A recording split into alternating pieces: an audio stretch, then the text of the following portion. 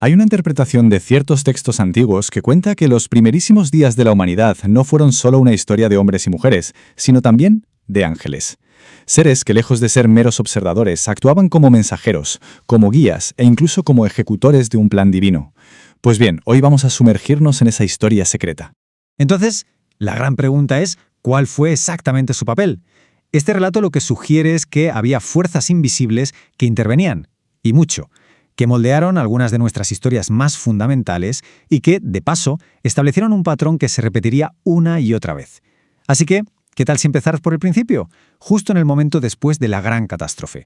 Y nuestra historia arranca, cómo no, con la primera gran intervención. El relato nos sitúa en el que fue seguramente el momento más oscuro de la humanidad, justo después de la caída de Adán y Eva, cuando todo parecía perdido y el futuro pues era totalmente incierto. Pensemos por un momento en la desesperación de Adán y Eva. Acaban de ser expulsados del paraíso. En esa desolación absoluta, según se nos cuenta, fueron los ángeles los primeros en hablarles, los primeros en comunicarles que, ojo, no todo estaba perdido. Les revelaron que existía un plan de salvación, una promesa de que aún había un camino de vuelta.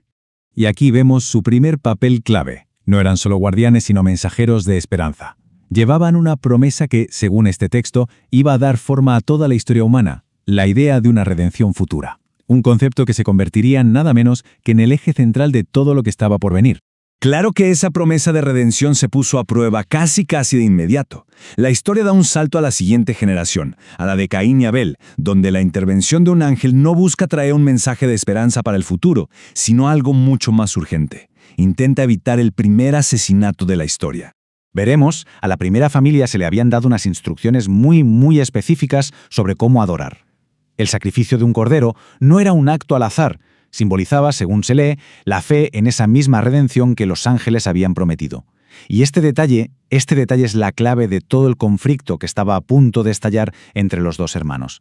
El contraste entre los dos no puede ser mayor. Por un lado, Abel sigue las instrucciones al pie de la letra, mostrando obediencia y fe en la promesa. Pero Caín decide hacer las cosas a su manera. Ofrece los frutos de su trabajo, sí, pero ignora el requisito central del sacrificio. Aquí lo tenemos, el conflicto fundamental entre la obediencia y la voluntad propia. Y justo antes de que ocurra la tragedia, se produce la intervención directa. Un ángel se acerca a Caín. Ojo, no para condenarlo, sino para razonar con él, para instruirlo. Le ofrece la oportunidad de corregir su error. Un momento crucial que, según esta fuente, demuestra que tuvo una opción muy clara de arrepentirse. Ahora, la siguiente historia, la de Enoc, es completamente diferente a las demás. No habla de una caída ni de un pecado. Habla de un hombre cuya relación con los ángeles fue tan profunda que alteró su propio destino de una manera que nadie había experimentado jamás. Lo que vemos aquí es una especie de progresión espiritual. Enoc no nació siendo diferente, sino que eligió un camino de comunión. Al enterarse de la historia de la caída, decidió apartarse para orar y meditar. Y esto, según el texto, lo llevó a un contacto directo con lo divino a través de los ángeles, que culminó en un final, extraordinario. Y es que las revelaciones que recibió de los ángeles fueron sencillamente asombrosas. No eran mensajes simples, no. Le mostraron el gran arco de la historia. El texto afirma que Enoc tuvo una visión profética completa, desde el plan de redención hasta el fin del mundo. Se convirtió en un profeta con una perspectiva, podríamos decir, cósmica. La culminación de su vida se describe de una forma increíblemente dramática. En lugar de morir, Enoc es recogido. Su viaje terrenal termina con una ascensión milagrosa, el resultado definitivo, según el texto, de su comunión con el cielo. Bien, pues ahora la escala de la intervención divina cambia por completo.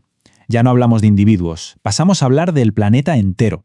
Nos adentramos en la historia del diluvio, un relato de destrucción global, donde una vez más los ángeles juegan un papel que es absolutamente fundamental en la misión de Noé.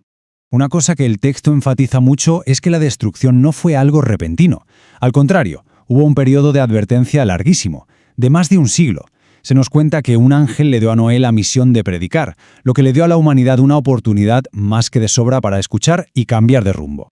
A ver, una pregunta clásica sobre el arca es: ¿cómo demonios reunió Noé a todos los animales? Pues bien, según esta fuente, no lo hizo solo. Los ángeles intervinieron directamente, guiando a las criaturas de dos en dos desde todos los rincones del mundo hasta la seguridad del arca. Y entonces llega el momento definitivo. Con todos ya a salvo dentro, la puerta no la cierra Noé.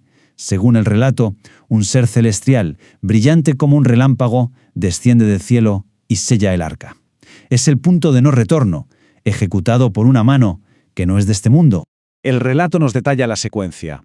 Durante 7 largos días, mientras el mundo exterior se burla, la puerta permanece sellada. Luego, la catástrofe. Y en medio de esa tormenta que lo consume todo, el texto destaca algo importante.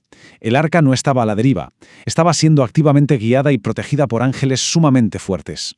Cuando las aguas por fin bajaron y la humanidad empezó de nuevo, nos encontramos con la última gran intervención de este periodo, la historia de la Torre de Babel. Un momento que, desde luego, iba a definir el futuro de todas las civilizaciones. La motivación para construir la torre era en realidad una mezcla de miedo y de orgullo.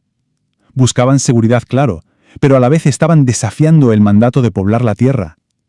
En el fondo, era un monumento a la ambición humana, un acto de rebelión totalmente unificada contra el plan divino.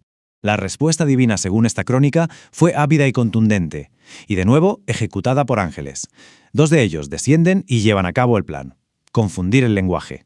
De repente, la base de su unidad, la comunicación, se rompe. El caos y la frustración sustituyen a la cooperación, y esa gran ambición humana se detiene en seco. Y el relato concluye con una imagen final que es potentísima. No solo se detiene el trabajo, sino que la parte superior de la torre, la cumbre de su orgullo, es derribada por un rayo que cae del cielo. Un final simbólico y desde luego definitivo para este acto de rebelión. Al final, si nos fijamos, estas crónicas presentan un patrón muy claro.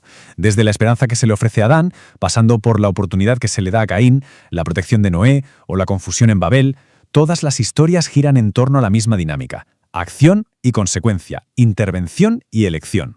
Y la pregunta que queda flotando es: ¿qué nos dicen estas narrativas sobre la relación que existe entre nuestras acciones y los resultados que éstas provocan?